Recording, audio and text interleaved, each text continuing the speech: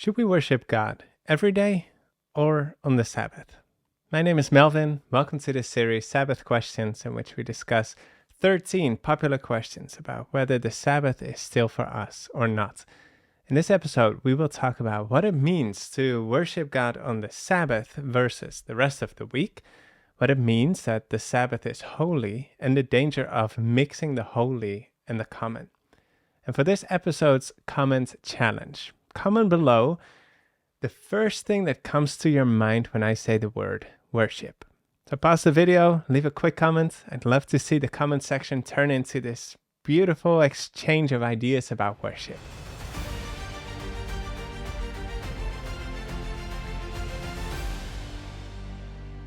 Generally speaking, I think most people, when hearing the word worship, think of music. Maybe even a specific song or feelings that you feel when you sing praises to God. You may think about church, either the building as a place of worship or the communal worship experience during the service. Among Sabbath keepers, the Sabbath day is often referred to as the day of worship. And despite that this day of worship phrase is quite common among other Christians, other religions even, it has led to some issues. Some generally wonder, others tone it in a more accusing way. Shouldn't we worship God every day? I mean, sounds a lot better, right? Worshipping God every day instead of just one day. So the claim is made that because we are to worship God every day, we don't need to keep the Sabbath as the day of worship. Is this true? Yes and no. First, what does worship even mean? According to the Merriam-Webster dictionary, it means to show honor or show reverence for as a divine being or supernatural power. Does this sound like something we should do on one day of the week or on every day? Of course, every day, right? To honor and show reverence to God every day. Now let me lift your thoughts even higher than that to the standards of the Bible, where Paul writes, "And whatever you do, in word or deed, do all in the name of the Lord Jesus, giving thanks to God the Father through him." So it's not just to worship God every day, but in every moment, in everything. Our decisions, our diets, our conversations, all are to be acts of worship. They should be honoring God. So worship is not a day, it's not an event, it's not a song. Worship is a lifestyle. So then what then about the day of worship? Does this mean the Sabbath is no longer relevant? Well, consider this. When God created the Sabbath back in creation week, was Adam then to worship God just on the Sabbath or to have a lifestyle of worship? When God with his own hands wrote the Sabbath commandments on the tablets of stone, were God's people back then just to worship him on the Sabbath or to have a lifestyle of worship? Of course, all throughout human history, we were meant to worship God as a lifestyle, to honor God in everything we do, which implies that when God made the Sabbath day, he didn't design that to replace or interfere with having a lifestyle of worship. He designed it for us to have a lifestyle of worship and keep the Sabbath. So then, what is it for? Well, let's see what God wrote about it in the Ten Commandments. He said, "Remember the Sabbath day to keep it holy. 6 days you shall labor and do all your work, but the seventh day is the Sabbath of the Lord your God. In it you shall do no work." God tells us to keep it holy. What does that mean? Well, the Hebrew word that's translated to holy is the word kadash, and it means to be set apart. And we talked about this in the previous episode. The Sabbath originated when God created on 6 days, but then he rested on the seventh day, thereby setting it apart from the other days, making it different, holy. Now, what this per definition implies is that this is not something you can do every day, because if you keep every day holy, it ends up that all days are the same. Therefore, none are set apart from the other, so none are holy.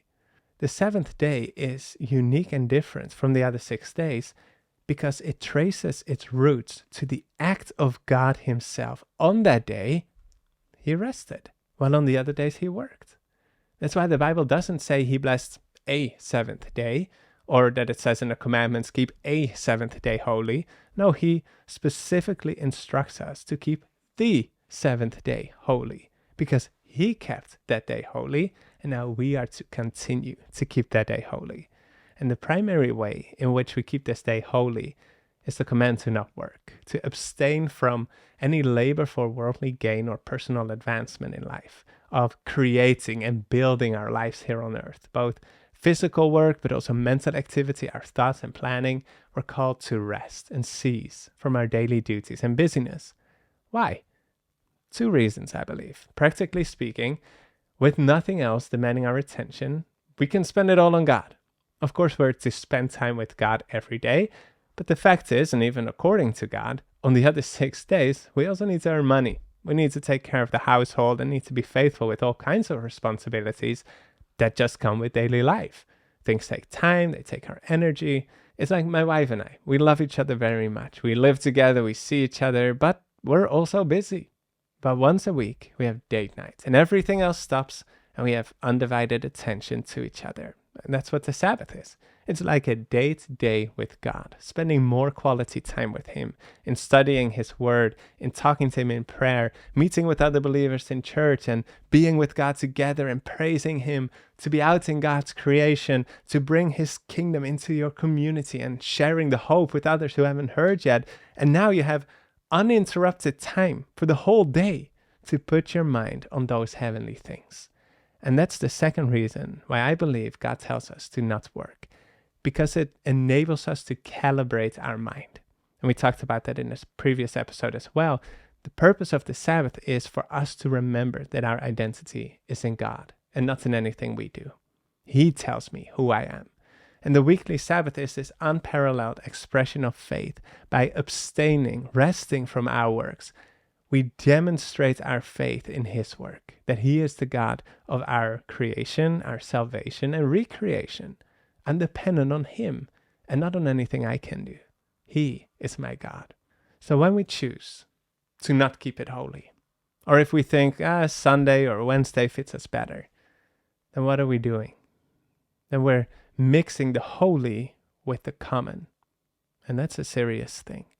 God says in His Word, her priests have violated my law and profaned my holy things. They have not distinguished between the holy and unholy, nor have they made known the difference between the unclean and the clean. And they have hidden their eyes from my Sabbaths, so that I am profaned among them. When we mix the holy and the common, it's profaning. It's showing irreverence to God, which is the opposite of worship. When we belittle or neglect or think to change what God has called holy, we disrespect God. Why? Because we put ourselves over Him, making ourselves our own gods. So don't let the Sabbath be a sign of your irreverence for God. Instead, choose to live that lifestyle of worship every day of the week, honoring God in all you do in word and deed, and keep holy the day that He kept holy and told us to keep holy, the seventh-day Sabbath. Now that it's clearly established that God commands us to keep the seventh day holy, can we even know for sure what day that is? In the next episode, we'll talk about how in the face of thousands of years of history and calendar changes, we can still be sure that we've got the right day. And remember, you don't just want to be a hearer of the word, but a doer. And the best way for you to make this message your own, to act on it in your life, and even teach it to others, is to write down in your own words what you have learned. So comment below your summary of this episode. I'll choose one of them and I'll pin ya. Maranatha from Norway.